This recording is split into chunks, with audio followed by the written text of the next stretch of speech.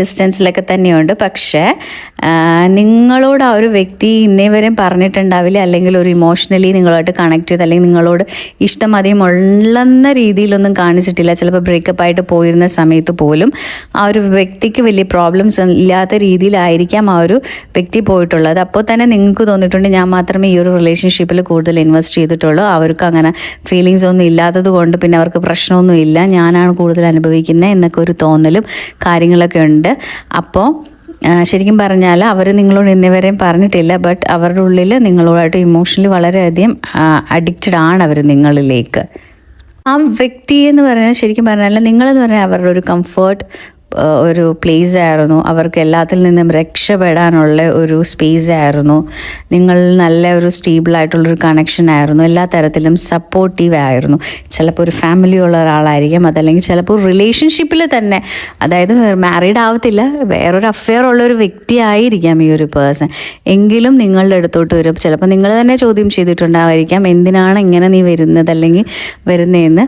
അപ്പോൾ ശരിക്കും പറഞ്ഞാൽ ആ ഒരു പേഴ്സണ് നിങ്ങളോടൊരു അഡിക്ഷൻ ഉണ്ട്. ആ ഒരു അഡിക്ഷൻ എന്ന് പറയുന്നത് അവരുടെ ജീവിതത്തിൽ അവർക്ക് രക്ഷ നേടാൻ വേണ്ടിയുള്ളൊരു സോഴ്സ് ആയിരുന്നു നിങ്ങൾ. അതുകൊണ്ടാണ്, അല്ലാതെ ഇഷ്ടം എന്ന രീതിയിലല്ല ഈ ഒരു അഡിക്ഷൻ വരുന്നത്.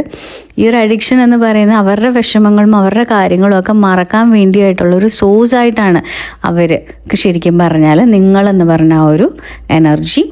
അപ്പോൾ നമുക്കിവിടെ ഒരു കാർഡ്സ് വന്നതുകൊണ്ട് നമുക്ക് പറയാൻ പറ്റും ഒരുപാട് ഈഗോ ഉള്ളൊരു വ്യക്തിയാണ്, ഭയങ്കരമായിട്ട് ദേഷ്യമുള്ള ഒരാളാണ്, പേടിയുണ്ട്, അതുപോലെ തന്നെ ഭയങ്കരമായിട്ടൊരു എന്താ പറയുക, നിങ്ങളോട് കാണിക്കുന്നതിൽ ആദ്യമൊന്നും ഗിൽറ്റി അങ്ങനെയുള്ള നാണക്കേടൊന്നും ഇല്ലായിരുന്നു. കാരണം വെച്ചാൽ അവർക്ക് അവരുടെ കാര്യമായിരുന്നു വലുത് എന്നൊരു സെറ്റപ്പിലുള്ള ഒരു പേഴ്സണായിരുന്നു. പക്ഷേ ഇപ്പോൾ ശരിക്കും പറഞ്ഞാൽ അവർക്കൊരു തോന്നലുണ്ട്. കാര്യം നിങ്ങൾ പകർന്ന് നിൽക്കുന്നതും ചിലപ്പോൾ വലിയ നിങ്ങളെല്ലപ്പോൾ അവരോട് ദേഷ്യപ്പെട്ട് സംസാരിച്ചിട്ടുണ്ട് ഹേർട്ട് ചെയ്യുന്ന രീതിയിൽ. അപ്പോൾ അവർക്ക് തന്നെ ചിന്തിച്ച് തുടങ്ങിയിട്ടുണ്ട് നിങ്ങൾ അവർ ഹേർട്ട് ചെയ്തിട്ടുണ്ട്, എനിക്ക് നിങ്ങളെ ഇഷ്ടമാണ്, പക്ഷെ അത് എങ്ങനെയാണ് എന്നെനിക്ക് പറയാൻ പറ്റില്ല എന്നൊക്കെ ഒരു രീതിയിലാണ് ആ ഒരു പേഴ്സൻ്റെ മൈൻഡ് എന്ന് പറയുന്നത്. ശരിക്കും പറഞ്ഞാൽ അവർ ഉള്ളിലും പറയുന്നത് ഇത് തന്നെയാണ്, നിങ്ങൾ മാത്രമാണ് എന്നെ ഞാനെന്ന രീതിയിൽ മനസ്സിലാക്കിയിട്ടുള്ളത്, എൻ്റെ പ്രശ്നങ്ങളെല്ലാം മനസ്സിലാക്കിയിട്ടുള്ളത്. അപ്പോൾ ആ ഒരു പ്രശ്നങ്ങളെല്ലാം മനസ്സിലാക്കി നല്ലപോലെ നിൽക്കുന്നത് കൊണ്ട് ആ ഒരു രീതിയിലൊരു ഇഷ്ടം അല്ലെങ്കിൽ ആ ഒരു എന്നെ മനസ്സിലാക്കുന്ന ഒരാളെന്ന രീതിയിലൊരു അറ്റാച്ച്മെൻ്റ് ആണ് ആ ഒരു പേഴ്സണ് നിങ്ങളോടുള്ളത്. ഇമോഷണലി അവർക്ക് ശരിക്കും പറഞ്ഞാൽ നിങ്ങളോട് സംസാരിക്കാനും ബന്ധപ്പെടാനും ഒക്കെ ഒരു പേടിയാണ്. കാരണം വെച്ചാൽ നിങ്ങൾ ക്ഷമിക്കുകയോ അതല്ലെങ്കിൽ നിങ്ങൾ അവർ ചെയ്ത തെറ്റ് എന്താണെന്ന് വെച്ചാൽ അതിന് വഴക്ക് പറയുമോ, അങ്ങനെയൊക്കെ ഒരു പേടിയൊക്കെ ഈ ഒരു പേഴ്സൻ്റെ ഉള്ളിലുണ്ട്.